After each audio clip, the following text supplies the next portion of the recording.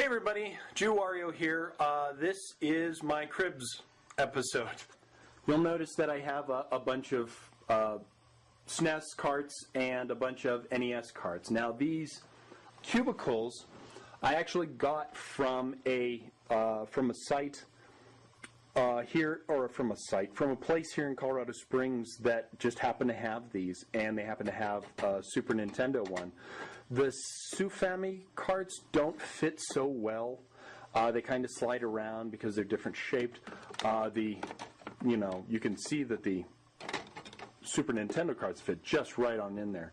Then I have more Sufami carts in order. I try and keep everything in alphabetical order. Then my Famicom cart collection, half of it. See, Famicom carts are the exact same size as cassette tapes. And so you can use cassette tape holders to hold your Famicom carts. I've got some knitted mushrooms from my good friend Emerald, who is the girlfriend of Shuki. Very nice Wario cart. You've seen that before from a fan, one of my first fan. Something that a fan was nice enough to send me. That's awfully fantastic. I've got it right here all the time. Some of my Ataris. Once again, I got that holder at one of the game stores. I've got a Famicom clone. Then I have some Famicom disc carts that I have. Most of them are in packages, but like the very first one I ever got is not. My Goomba, no, I didn't make him. I actually won him from a UFO catcher when I was in Japan in 2006, and I'm a big Wario fan. I had to get the Wario one. So then we go into NES carts. Once again, I got the thing from a game store, a used game store here in the Springs. I have some of my Japanese DS games and the ends of my NES, my N64 games. I've got my Mega System carts and stuff. I only have one Mega Drive game. I used to have more, but I don't know what happened to them, actually. My Genesis games, some Sega Saturn games in there, HU cards for the TurboGrafx, and some CD-ROMs for the Super CD-ROM, which I actually don't own. That's one of the systems I don't have.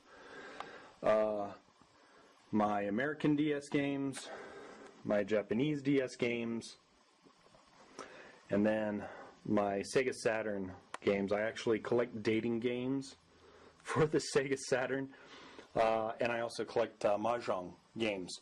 So those are the two-player Mahjong or four-player Mahjong games, whichever ones.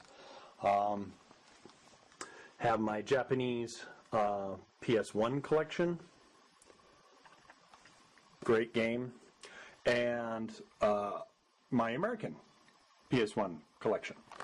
Then I have my Japanese PS2s, and then my American PS2s. You can tell which systems I really, really like because I usually have a lot of those games. I just got a PSP late last year, so those are my PSP games. And then an Xbox, which was a gift from my friend Trevor. Then my American DS games. I need to get another of these wire racks and make another rack to put those on. The finish of my Atari 2600 games. The finish of my Sufami card game or games. Then I've got my GameCube, Japanese and American, and then a couple of Atari and a MSX game. And then my other Famicom games. I've got a lot of Famicom games.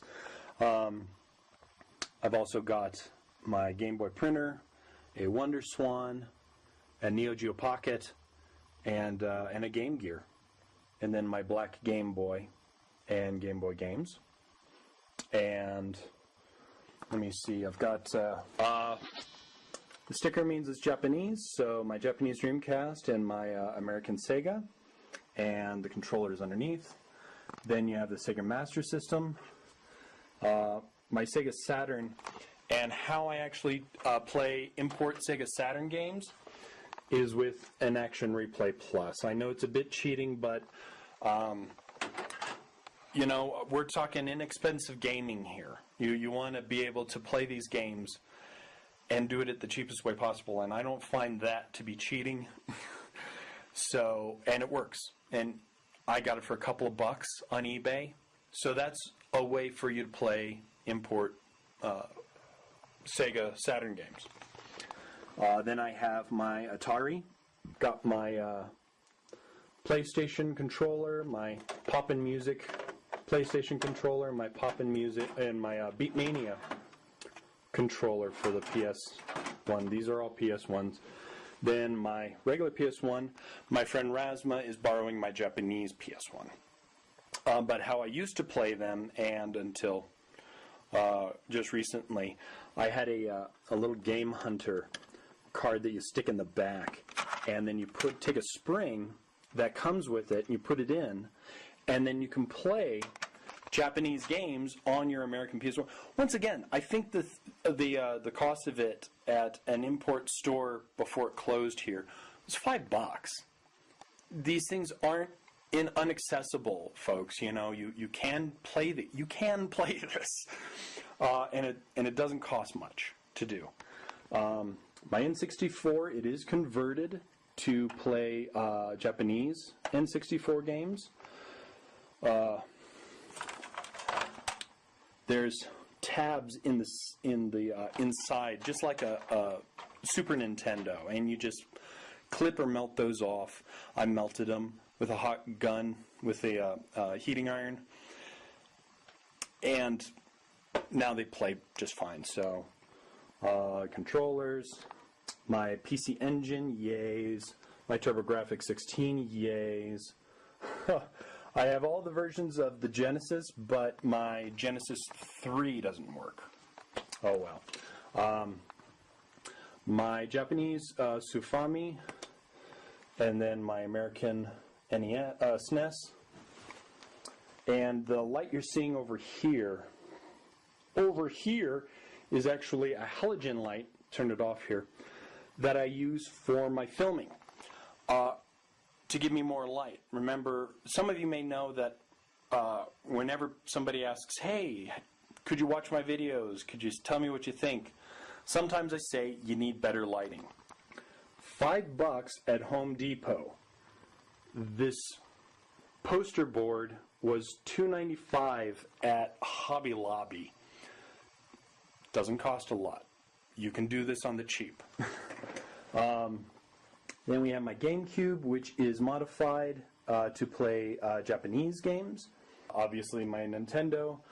My Famicom, which is DOA, Dead on Arrival. It's not Dead on Arrival. It just died.